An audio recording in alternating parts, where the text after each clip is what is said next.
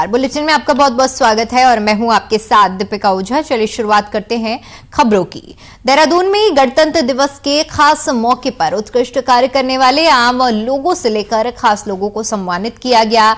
इसी कड़ी में बीते दिनों मंगलौर में भीषण सड़क दुर्घटना का शिकार हुए भारतीय क्रिकेटर ऋषभ पंत की जान बचाने वाले हरियाणा रोडवेज के चालक सुशील और परिचालक परमजीत नैन के परिजनों समेत 2 युवा निशु और रजत को प्रशस्ति पत्र और 1-1 लाख रुपए की धनराशि का चेक देकर सम्मानित किया गया। गौरतलब है कि इन दोनों युवाओं ने क्रिकेटर ऋषभ पंत को प्राथमिक उपचार के लिए अस्पताल में भर्ती कराया था। इसके अलावा इन युवाओं को उत्तराखंड के ट्रैफिक निदेशालय की तरफ से भी 15,000 का चेक दिया गया। क्रिकेटर ऋषभ पंत की जान बचाने वाले इन तमाम लोगों ने धामी सरकार द्वारा सम्मानित किए जाने पर मीडिया से बातचीत में क्या कुछ कहा, आइए आपको सुनाते हैं।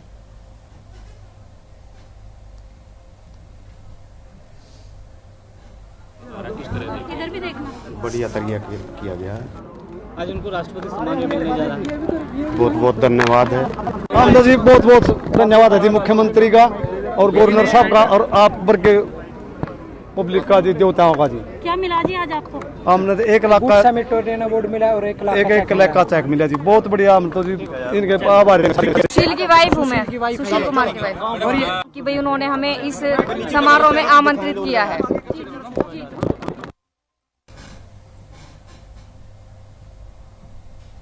उधर लक्सर में गणतंत्र दिवस को लेकर राष्ट्रीय पर्व का जश्न एक अनोखे अंदाज में देखने को मिला। दरअसल लक्सर प्रशासन और नगरपालिका परिषद यानी कि निकाय विभाग के बीच में गणतंत्र दिवस के पर्व पर एक सद्भावना मैच आयोजित किया गया था, जिसमें क्षेत्रवासियों को स्वच्छ भारत अभियान और सिंगल यूज प्लास्टिक की रोकथाम का संदेश प्रमुख उद्देश्य से रखा गया था। आपको बताते चले कि 12-12 ओवर के तहत अपनी अपनी पारी खेलकर दोनों पक्षों की ओर से प्रतिभाग किया गया। इस दौरान उप जिला मजिस्ट्रेट गोपाल राम बिनवाल ने प्रशासन और नगर पालिका अध्यक्ष की तरफ से निकाय विभाग की कप्तानी की गई। घंटों तक चले इस सद्भावना क्रिकेट मैच में आखिरकार मात्र 1 रन से नगर पालिका परिषद की टीम ने जीत हासिल कर ली।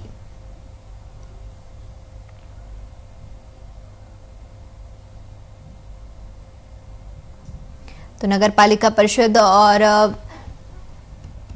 प्रशासन की तरफ से दोनों के बीच में मैच हुआ। सद्भावना मैच का आयोजन किया गया था, जिसमें लोगों को सिंगल यूज प्लास्टिक और तमाम मुद्दों से जुड़े जागरूकता अभियान चलाया गया और इस दौरान मैच भी खेला गया।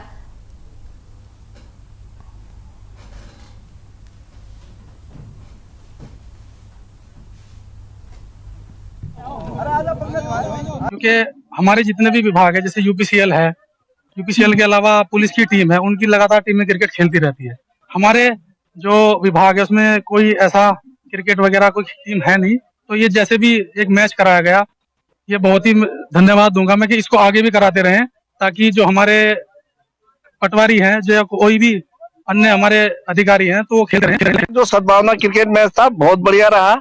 ये समझ लीजिए दोनों टीम जीती। 1 रन से नगर पालिका को जो नियम है उसके अनुसार नगर पालिका विजयी हुई और एक अच्छा खासा स्कोर नगर पालिका ने 184 का दिया था, तो हमारी टीम 183 रन तक पहुंची है और बहुत बेहतरीन हमारे सारे टीम हमारे खिलाड़ियों ने खेला है। और ये सद्भावना मैच जो है ये निश्चित रूप से एक संदेश देगा लक्सर क्षेत्र में।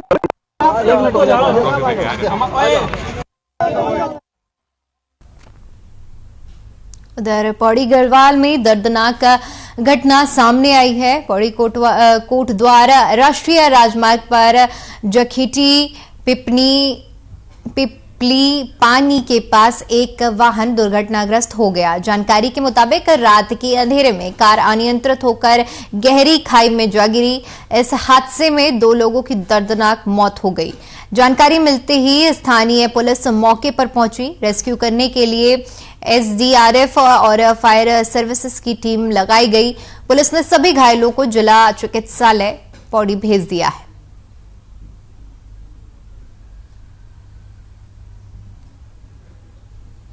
तो पिपली पानी के पास में ये दर्दनाक हादसा हुआ है, जिसके बाद मामले की सूचना मिलते ही एसडीआरएफ और पुलिस की टीम मौके पर पहुंची, जहां पर रेस्क्यू ऑपरेशन चलाया गया और जिसके बाद घायलों को अस्पताल में भर्ती कराया गया है, जहां उनका उपचार जारी है।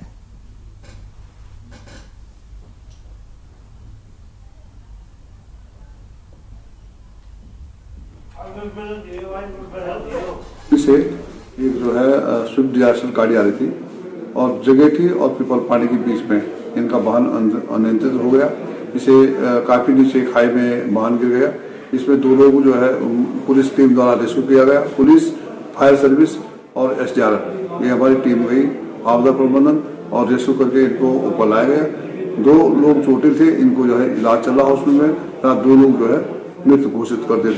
8 बजे करीब मेरे को एक फोन आया कि यहाँ पर एक गाड़ी एक्सीडेंट हो गई है, और वो मेरे बेटे के साले का फोन था कि मम्मी जी को बता दो कि यहाँ पे गाड़ी है। और मैंने तब फिर डीएम साहब को भी फोन किया, तो सभी अपने अपने प्रशासन भी, पुलिस प्रशासन भी और रेवेन्यू डिपार्टमेंट भी सब अपने अपने रेस्क्यू में लगे थे।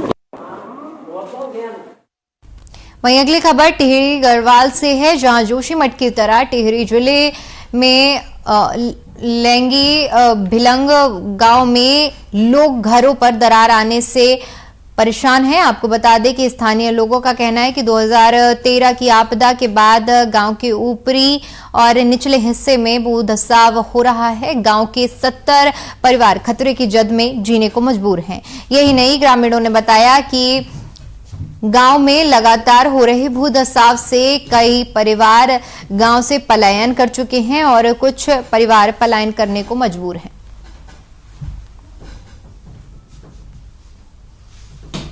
तो जोशीमठ की तरह दूसरी जगहों पर भी लोगों को भूधसाव जैसी परेशानियों का सामना करना पड़ रहा है। लोग पलायन करने को मजबूर हो रहे हैं। तस्वीरें हम आपको दिखा रहे हैं, जहां पर लगातार दरारें आ रही हैं और लोग परेशान हो रहे हैं।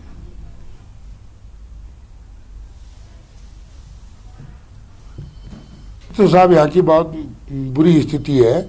हम लोग बड़ी दहशत में, पूरा गांव दहशत के माहौल में जी रहा है। और पहले तो यहाँ की स्थिति 2013 से जब पूरी उत्तराखंड में देवी आपदा आई थी, तो उसी समय गांव के ऊपर से भूस्खलन होना शुरू हो गया था। कई जगह बहुत सारी दरारें पड़ गई थी। लेकिन इस वर्ष बरसात में जब बरसात हुई तो हमारे गांव के अंदर भी आप देख रहे होंगे, पूरे गांव में दरारें पड़ चुके हैं, सारे मकानों में। और लोग मतलब आज लोग ये समझ रहे हैं कि हमको कहाँ जाना है, कैसे रहना है। स्थिति तो बहुत खतरनाक है। ये तस्वीरें दिखाएंगे कि यहाँ पे कितनी बड़ी समस्या उत्पन्न हो गई है। और इस वर्ष तो बहुत ज़्यादा दिक्कत आ गई। यहाँ पे गांव के नीचे और गांव के ऊपर भी से भी दरारें, बहुत बड़ी बड़ी खाई पड़ चुकी हैं, जिससे ग्राम पंचायत को, जो गांव को बहुत मुश्किल का सामना करना पड़ रहा है। और हमने प्रशासन को सूचित भी किया था कि सर यहाँ पे जो है कि बहुत दिक्कत होने वाली है, तो अभी तक वहाँ से कोई ठोस निर्णय या उनकी कोई मैसेज हमें नहीं आया है। बहुत ज़्यादा दिक्कतें हैं। गांव के लोग सारे डरे हुए हैं। सब लोग अपने इसे जान बचाने के चक्कर में हैं, किस तरह का जान बचाया जाए। और आपने देखा होगा यहाँ सारा ज़मीन में बितड़ा हो गया है, कहीं दरारें, कहीं फटा हुआ, ऊपर नीचे तो बहुत बहुत बड़ी बड़ी खाई हैं। वो आप अभी भी देख सकते हैं। लगभग कितने लोग यहाँ से गाँव छोड़ के चले गए? कई लोग साहब 15-20 लोग परिवार तो चले गए यहाँ से। वो भी कई लोग ऐसे हैं कि अवस्थित हैं। उधर चंपावत में 31 राजकीय इंटर कॉलेज और उच्चतर माध्यमिक विद्यालयों के हालात जर्जर हो चुके हैं, जिनके 100 से अधिक कक्षाओं और भवनों को ध्वस्त किया जाएगा। इन चिन्हित भवनों में वर्तमान में कक्षाएं नहीं चल रही हैं। शिक्षा विभाग की ओर से इन भवनों के स्थान पर नए भवन बनाए जाएंगे। मुख्यमंत्री पुष्कर सिंह धामी के निर्देश पर शिक्षा विभाग की ओर से दैवीय आपदा की दृष्टि से संवेदनशील बने जीर्णोशीर्ष स्कूल भवनों को चिन्हित कर उनके ध्वस्तीकरण की कार्यवाही शुरू कर दी गई है। जनपद में माध्यमिक विद्यालयों की सूची में सबसे पुराना स्कूल भवन JIEC गुंठ गरसाड़ी का है। इसका निर्माण 1960 में किया गया था।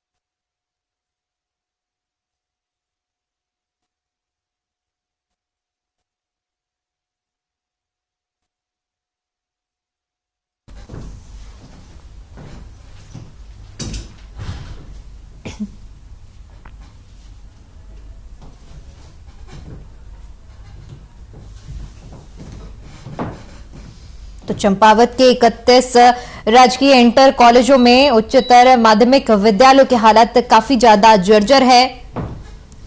लगभग 100 से ज्यादा कक्षों और भवनों को ध्वस्त करने की कार्रवाई की जाएगी। इन्हें अब चिन्हित कर लिया गया है, जो कि वर्तमान में ये जो कक्षाएं हैं ये नहीं चल रही हैं।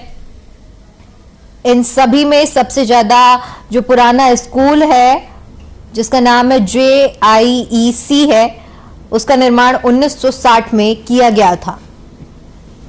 मुख्यमंत्री पुष्कर सिंह धामी के निर्देश पर शिक्षा विभाग की ओर से दैवीय आपदा की दृष्टि से संवेदनशील जो भी इस तरह के भवन या निर्माण है उन्हें चिन्हित करा गया है और उनके ध्वस्तीकरण की कार्यवाही शुरू कर दी गई है। तो स्कूलों की हालत जर्जर है और ऐसे में 100 से ज्यादा कक्ष और भवनों को ध्वस्त करने की कार्रवाई की जाएगी। उधर सनातन परंपरा के ग्रंथों और साधु संतों पर देश में कुछ लोगों द्वारा आपत्तिजनक टिप्पणियां की जा रही हैं, जिससे सनातन परंपरा से जुड़े लोगों की भावना आहत हो रही हैं। इसी को देखते हुए सनातन परंपरा को आगे बढ़ाने के लिए 13 अखाड़ों में प्रमुख निरंजनी अखाड़े के आचार्य महामंडलेश्वर कैलाशानंद गिरी ने निरंजनी अखाड़े के सभी साधु संतों के लिए फरमान जारी किया है कि अखाड़े के किसी भी साधु का गृहस्थ जीवन से रिश्ता न रहे और अगर ऐसा पाया जाता है तो उन्हें अखाड़े से बाहर का रास्ता दिखाया जाएगा। वहीं पठान मूवी के विरोध के बाद भी अच्छा प्रदर्शन कर रही है। इसको लेकर कैलाशानंद गिरी ने कहा कि फिल्म की मान्यता जरूर बढ़ रही है मगर इससे धर्म घट रहा है, इसलिए सेंसर बोर्ड में धर्माचार्य का होना जरूरी है। निरंजनी अखाड़े के आचार्य महामंडलेश्वर कैलाशानंद गिरी का कहना है कि सन्यासियों का परम धर्म राष्ट्र धर्म है। तो आचार्य महामंडलेश्वर कि सन्यासियों का जो परम धर्म है, सन्यासियों का जो कर्तव्य है वो राष्ट्र धर्म है और सन्यासी कदापि अपने घर से संबंध न रखे। हमारे जो निरंजनी अखाड़े के जितने भी महात्मा हैं, जितने भी महापुरुष हैं, उन सभी से मेरा निवेदन रहेगा, आचार्य होने के नाते आदेश भी रहेगा क्योंकि मैं उनका गुरु हूं, तो आदेश भी रहेगा कि हम कभी भी किसी भी परिस्थिति में घर से हमारा कोई संबंध नहीं रहेगा, किसी पारिवारिक जीवन से मेरा संबंध नहीं रहेगा, पूर्व का जो घर है मेरा उससे मेरा किसी प्रकार का कोई आदान प्रदान नहीं रहेगा।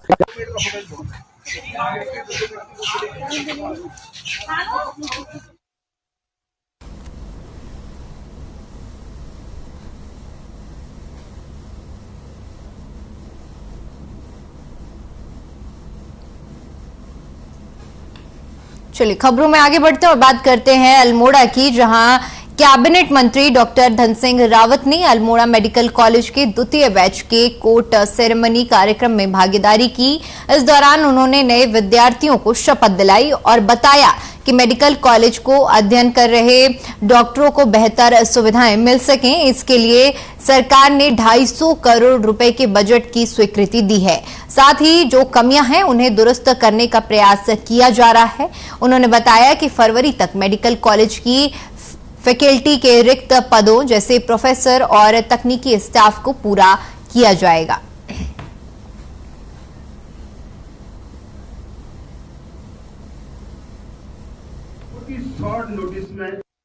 अल्मोड़ा मेडिकल कॉलेज में आज दूसरा बैच आ गया है और आज उनकी जो भी नया बैच आया है उनकी चरक शपथ ली गई है और अल्मोड़ा के लिए भी, कुमाऊं के लिए एक बड़ी उपलब्धि है कि अब 100 बच्चे अब हमारे और आ गए हैं और लगभग 250 करोड़ रुपये हमने इस कॉलेज के लिए दिए हैं। मुझे आशा और विश्वास है कि अगले साल से हमारा कॉलेज बहुत अच्छा हो जाएगा, फैकल्टी भी अब पर्याप्त हमारे आ जाएगी।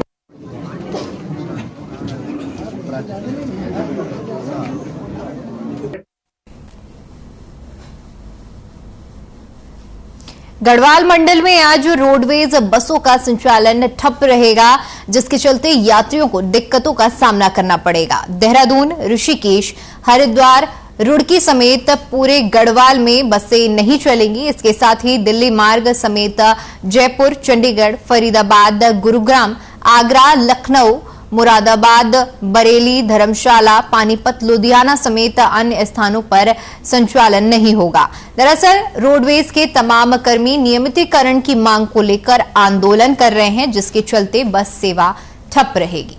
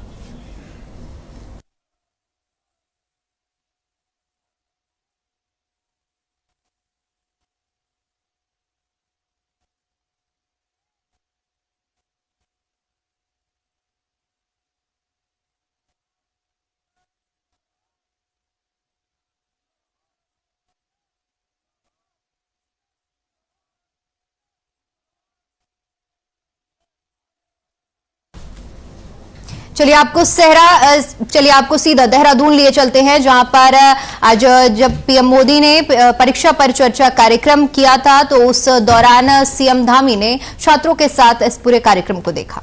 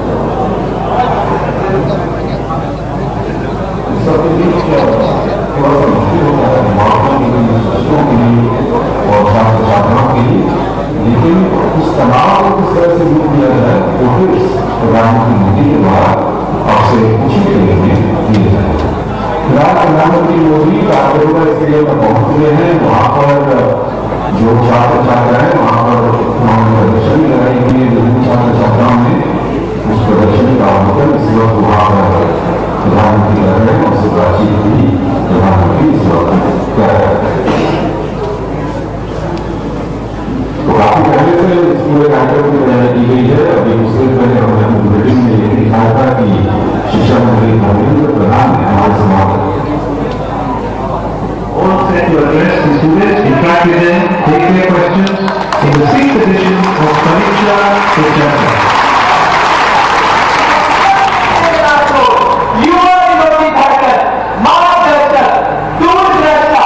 भारत के अत्यंत लोकप्रिय प्रधानमंत्री माननीय श्रीमान नरेंद्र मोदी जी का परीक्षा पे चर्चा 2023 में हार्दिक स्वागत, वंदन, मोदी को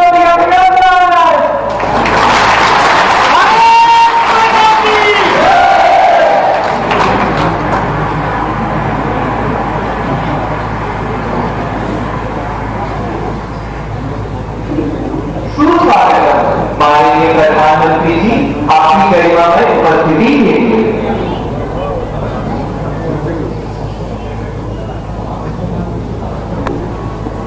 परीक्षा में चर्चा 2023 के पावन अवसर पर माननीय शिक्षा मंत्री भारत सरकार श्रीमान धर्मेंद्र प्रधान जी को सादर आमंत्रित कर रही है। कृपया हम सबके प्रिय राष्ट्र गौरव माननीय प्रधानमंत्री जी के सम्मान में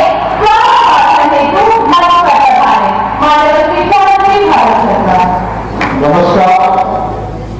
परीक्षा पे चर्चा की 6th एडिशन पे मैं माननीय प्रधानमंत्री जी को देश की शिक्षा जगत की ओर से स्वागत करता हूं, आभार प्रकट करता हूं। वो कुछ समय कुछ घंटे हमारे बीच में बिताएंगे।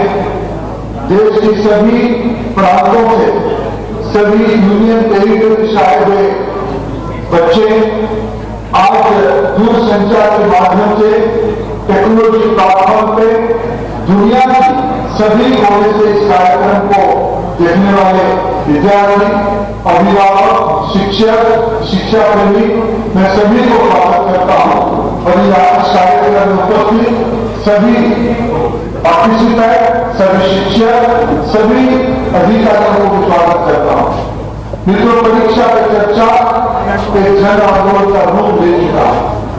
पिछले 8-9 सालों में माननीय प्रधानमंत्री जी न केवल देश को संभाला, लेकिन देश में अनेक जन आंदोलन का भी जनक है। वो स्वच्छ भारत हो, वो परीक्षा पे चर्चा हो, या देश की नौजवानों के अंदर। वहीं जोशीमठ में आई आपदा का सामना कर रहे पीड़ितों में इस समय भारी आक्रोश देखने को मिल रहा है। आपदा प्रभावित लोगों ने एनटीपीसी के खिलाफ भारी रोष है। इसी कड़ी में पीड़ितों ने इंटर कॉलेज चौराहे पर इकट्ठे होकर एनटीपीसी के खिलाफ विरोध प्रदर्शन किया, जिसके बाद मौके पर भारी पुलिस बल की तैनाती की गई और जोशीमठ को छावनी में तब्दील कर दिया गया।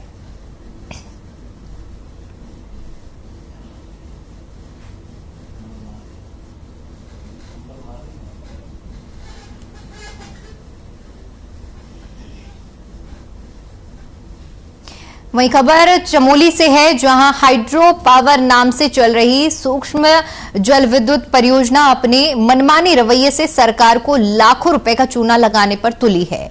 देवाल के कैल नदी पर चल रही 5 मेगावाट की इस विद्युत उत्पादन कंपनी द्वारा डैम साइट पर प्रतिवर्ष की तरह इस वर्ष भी मेंटेनेंस का काम किया जा रहा है। कंपनी कि ये मनमानी जहां एक ओर सरकार को लाखों का राजस्व का चूना लगा रही है, वहीं कंपनी द्वारा इससे पूर्व मेंटेनेंस के नाम पर डैम साइट में खनन कर कितना उपखनिज निकाला गया है।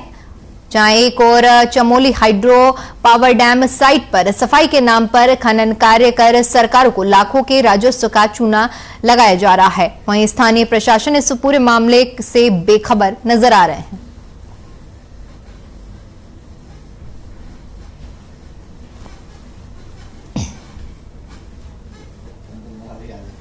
के द्वारा जो है मरम्मत और रिपेयर कार्य के लिए जिस मशीनों की परमिशन ली गई थी, विधिवत अनुमति ली गई थी।